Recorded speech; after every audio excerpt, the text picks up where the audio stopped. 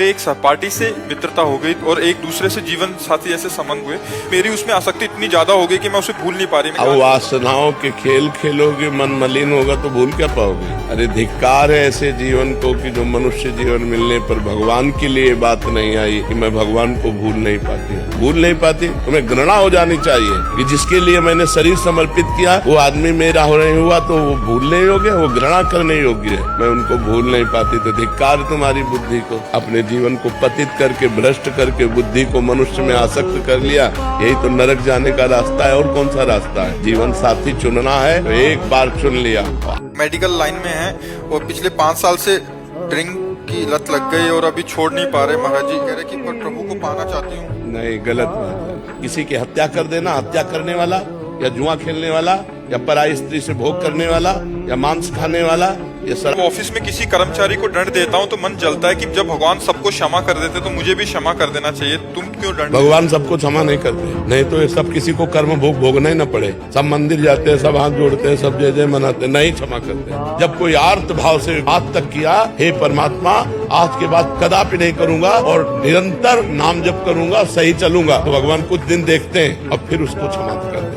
अगर ऐसे कोई गलती नहीं करना चाहता, गलती करने का स्वभाव नहीं है, लेकिन स्वाभाविक संयोग के साथ गलती पड़ गई और हम अधिकारी पद पर हैं और हम देखते हैं कि इसका गलत स्वभाव नहीं है, गलत करना भी नहीं चाहता, संयोग के साथ गलत हो गया है, तो छोटा मोटा दंड देकर उसे क्षमा कर देते हैं या हम बात कह के उसे क्षमा कर देते हैं। लेकिन जिनका स्वभाव ही है अपराध करना, गलतियां करना, उनको क्षमा नहीं करना चाहिए। उनका सुधार ही दंड के द्वारा होता है। वो क्षमा के द्वारा ठीक नहीं, और क्षमा के द्वारा उनकी आपराधिक प्रवृत्तियां और बढ़ती हैं। उनको दंड के द्वारा पवित्र करके शासन में लेना चाहिए। गंगा स्नान करने से इस जन्म और पूर्व जन्मों के पाप नष्ट हो जाते हैं महाराज जी। हाँ, इसमें कोई संशय नहीं। स्नान तो बहुत दूर की बात है। अगर 400 कोस दूर से गंगा गंगा गंगा ऐसा बोल दे तो निष्पाप होने लगता है।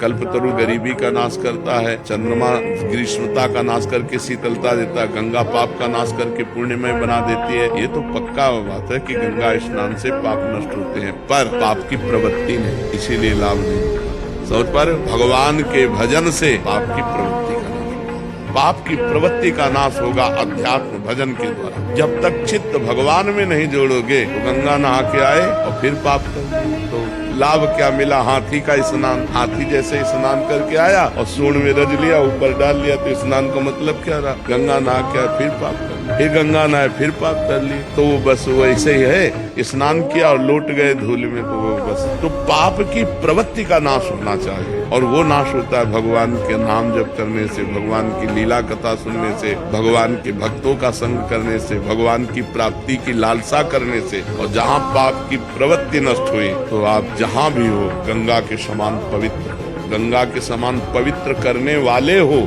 सात तरति सा लोकान तारयति।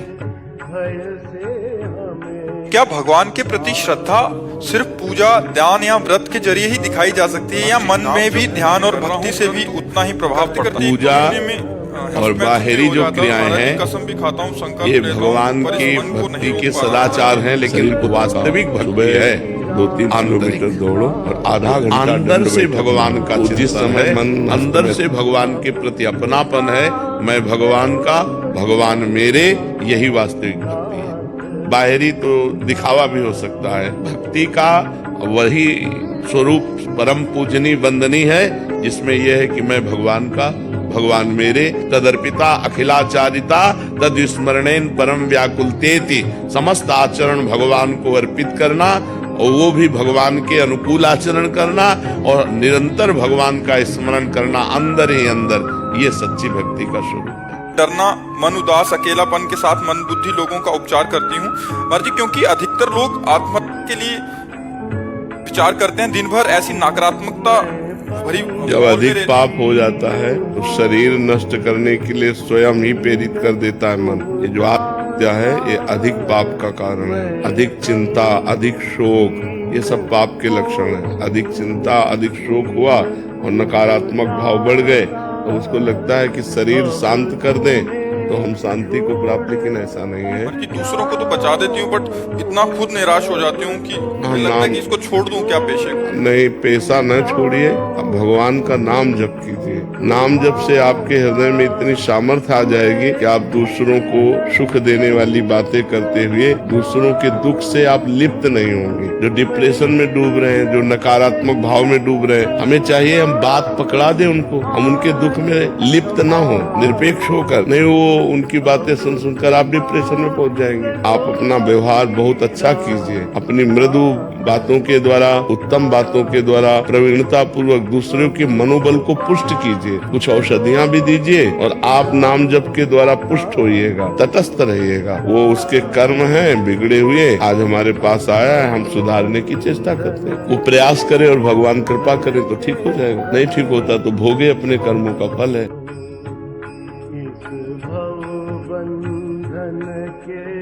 कहीं दान पुण्य कुछ मत करो। जब आपको दान पुण्य करने का मन हो, जो आपको पता हो कि हमारी मम्मी ये पाती, हमारे पिता को ये पसंद आए, बढ़िया बढ़िया बाजार से खरीद के उनको पवा दो, बढ़िया कपड़ा पहनाओ, हाथ जोड़कर बात करो, देखो अभी जीवन बदल जाएगा।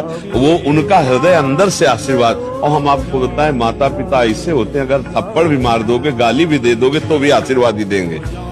वो भले ऊपर से गाली दे, अंदर से नहीं चाहेंगे कि तुम्हारा हित हो जाए, कभी नहीं चाहेंगे। मुझे आप मिलो ना मिलो, आपकी मर्जी, पर आपकी याद में मैं रो तो पाऊं, ये मांग कर। कम से कम आपको याद करके मैं दो चार आंसू बहा लूं, एकांत में बैठ के आपका सुमिरन करूं, इतना तो हम पर कृपा कर दो। आप मिलो न मिलो, ये आपकी मर्जी। आप इतने महान हैं, मैं इतना अधम हूँ, नीच हूँ, शायद मैं आपके योग्य ना हूँ, आप न मिलना चाहे तो मत मिलो, लेकिन अपनी स्मृति तो दे दो, अपनी याद तो दे दो। कम से कम आपके मिलन के विरह में मैं तड़पूं तो, आपके लिए रोऊं तो, आपको पुकारूं तो, आपके सिवा किसी से प्यार ना करूं, ऐसी कृपा कर दो। जो हो गया उसको लात मारो, बुरा सपना मान करके छोड़ दो। अब आज से अपना नया जीवन चलाओ। जो वर्तमान को संभालता है उसका भविष्य उज्जवल होता है।